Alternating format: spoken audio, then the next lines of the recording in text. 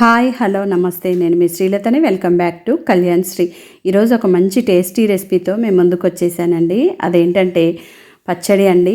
అన్నంలోకే కాదండి, ఏ టిఫిన్లోకైనా చాలా బాగుంటుంది. ఇడ్లీ, దోశ, చపాతీ, ఉప్మా దేనిలోకైనా అదిరిపోతుందండి. మరి ఇంత టేస్టీగా ఉండే ఈ పచ్చడి ప్రిపరేషన్ ఏంటి, ఏ విధంగా ప్రిపేర్ చేసుకోవాలి, అలాగే వేడివేడి అన్నంలో కాస్త నెయ్యి వేసుకొని అన్నం మొత్తం ఈ పచ్చడితోనే తినేసేయొచ్చండి. అంత కమ్మగా టేస్టీగా ఉంటుందన్నమాట. మరి టమాటో పచ్చడే కానీ ఇందులోకి కొత్తిమీరను వేసుకొని చేస్తామండి. చాలా టేస్టీగా ఉంటుంది. తప్పకుండా ట్రై చేయాల్సిన రెసిపీ అండి. మీరు ఒకసారి చేశారనుకోండి, మళ్ళీ మళ్ళీ ఇలాగే చేసుకొని తినేస్తారు. అంత బాగుంటుందన్నమాట. ముందైతే ప్రాసెస్ ఏంటో చూసేద్దాం. స్టవ్ ఆన్ చేసుకొని ప్యాన్ పెట్టేసి దీనిలోకి 2 స్పూన్ల వరకు ఆయిల్ని వేసుకుంటున్నాను. ఆయిల్ అనేది బాగా వేడెక్కిన తర్వాత 1 స్పూన్ వరకు శనగపప్పుని, 1 స్పూన్ వరకు నువ్వులను, మీరు కావాలంటే పల్లీలు కూడా వేసుకోవచ్చండి. 1/2 స్పూన్ వరకు జీలకర్రను వేసుకొని మీడియం ఫ్లేమ్లో చిటపటమనేలా వేయించుకున్న తర్వాత ఒక 10 నుంచి 12 వరకు పచ్చిమిర్చిని కట్ చేసుకొని వేసుకున్నట్లయితే ఫ్రై అయ్యేటప్పుడు పేలకుండా ఉంటాయండి. ఇలా మీడియం ఫ్లేమ్లోనే అటు ఇటు కలుపుకుంటూ ఈ విధంగా చక్కగా ఫ్రై చేసుకోవాలన్నమాట. చూడండి, పచ్చిమిర్చి అనేది ఈ విధంగా ఫ్రై అయిన తర్వాత ఒక పెద్ద సైజు కొత్తిమీర కట్టను తీసుకొని ఆకుల్ని శుభ్రంగా క్లీన్ చేసుకొని ఇందులోకి వేసేసుకొని స్టవ్ అనేది లోలో పెట్టేసి, పచ్చిమిర్చి ఆల్రెడీ ఫ్రై అయింది కదండి, 1 నిమిషంలోనే కొత్తిమీర కూడా ఫ్రై అయిపోతుంది అనమాట. అటు ఇటు కలుపుకుంటూ ఫ్రై చేసుకున్న తర్వాత మిక్సీ జార్లోకి వేసేసి ఇదంతా కూడా పూర్తిగా చల్లారేంత వరకు పక్కన పెట్టేసేయాలండి.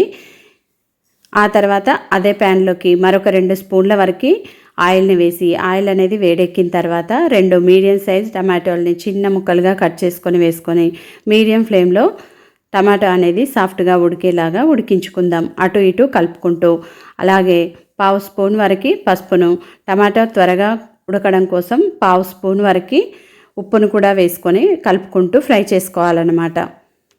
ఇది ఇలా ఫ్రై అవుతూ ఉండగానే ఈలోపు మనకి పచ్చిమిర్చి అనేది చల్లారిపోయి ఉంటుందండి. దాన్ని ఇప్పుడు మిక్సీ పట్టుకుందాము. దానిలోకి రుచికి సరిపడినంత సాల్ట్ని, అలాగే ఒక 5 నుంచి 6 వరకు వెల్లుల్లిని పొట్టొల్చుకొని వేసుకొని గ్రైండ్ చేసుకోవాలి. ఆ తర్వాత స్టవ్ ఆఫ్ చేసే ముందు కొంచెం చింతపండును కూడా ఈ టమాటోలోకి వేసేసి ఒకసారి బాగా కలిపేసుకొని చల్లారనివ్వాలండి.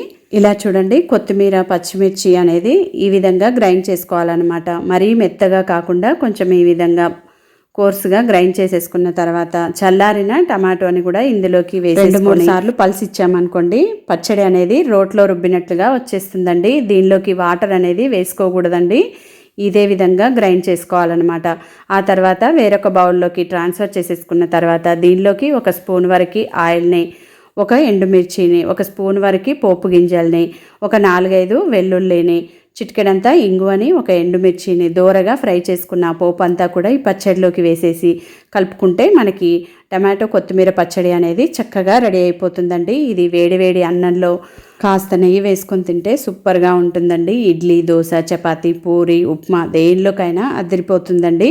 మరి తప్పకుండా మీరు కూడా ట్రై చేసి మీకు ఎలా కుదిరిందనేది మంచి ఫీడ్బ్యాక్ని నాతో షేర్ చేసుకోండి. నచ్చినట్లయితే ఒక మంచి లైక్ కొట్టండి. ఫ్రెండ్స్ అండ్ ఫ్యామిలీ మెంబర్స్కి షేర్ చేయండి. మరిన్ని ఇలాంటి టేస్టీ రెసిపీస్ కొరకు మన ఛానల్ని సబ్స్క్రైబ్ చేసుకోండి. Thanks for watching. See you in next